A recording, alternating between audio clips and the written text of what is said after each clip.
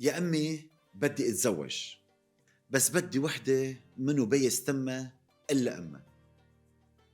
بدي وحدة حتى السوشيال ميديا ما عندها.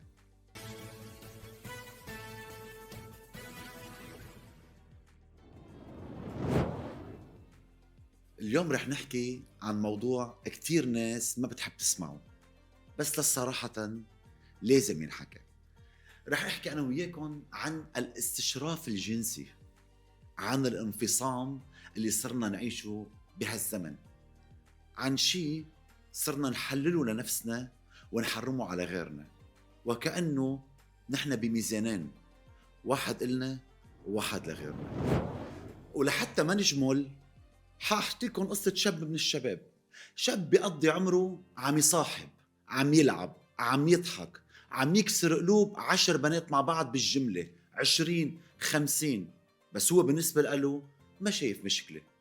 كل شي عنده مسموح، كل شي عنده عادي، كل شي حركات شباب وله مرحلة وبتمرق. بيوعى بيقرر يتزوج، فجأة صار بده بنت ملاك نازلة من السما، ما عندها ماضي، ما عندها تجربة، ولك حتى بده بنت السوشيال ميديا ما عندها.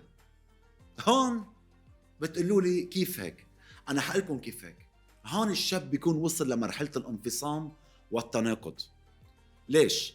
لأنه كيف الشي اللي كان عندك عادي صار خط أحمر على غيرك؟ كيف الشي اللي محلله لنفسك محرمه على بنات الناس؟ ليش بتعتبر اللي انت عم تعمله كان نزوة ومرقت؟ في ناس بتفكر انه الحياة ماشية بلا حساب. في ناس بتفكر انه فيهم يكسروا بنات العالم ويمشوا، انه فيهم يلوثوا الطريق اللي ماشيين فيه وبعدين بيرشوا معطر تختفي الآثار. في ناس بتفكر انه فينا نعيش عمر كامل عم نأذي ببنات العالم وبالأخير بنقول الله كريم، بكرة الله بيبعث لنا بنت نظيفة. طيب كيف الله بده يبعث لك بنت نظيفة وانت قضيت عمرك كلياته عم تكسر ببنات العالم؟ ايه شو مفكر الدنيا ما إلها صاحب؟ شو مفكر ما في رب؟ ما في ميزان؟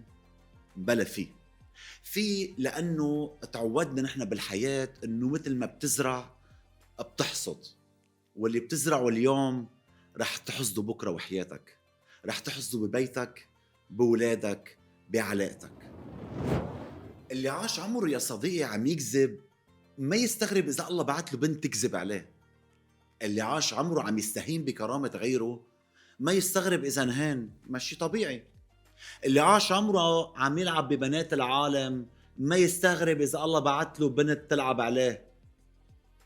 وإذا توفرت كل هالأمور الزواج رح يفشل، لأنه المشكلة بالقيم الفاشلة اللي حتصير بمنطق هو عايش عليه. عم يقول أنا حر وغيري لازم يكون مثالي، وهالمنطق ما بيبني بيت، هالمنطق بيبني وجع، والوجع بيؤدي لفشل الزواج.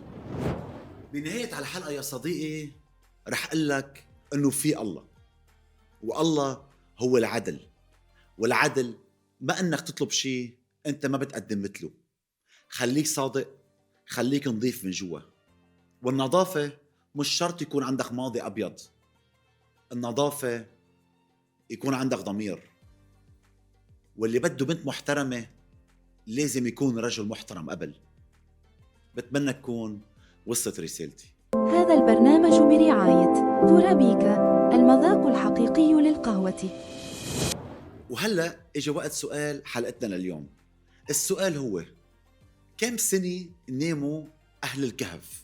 يعني قضوا حياتهم بالنوم كم سنة؟ اكتبوا لي بالتعليقات، رح اختار منكم تعليق يربح معي فطور لشخصين بألمانيا، بأوروبا أو بأي دولة بالعالم. لا تنسوا تشاركوا الحلقة. بشوفكم بكرة، تصبحوا على ألف خير.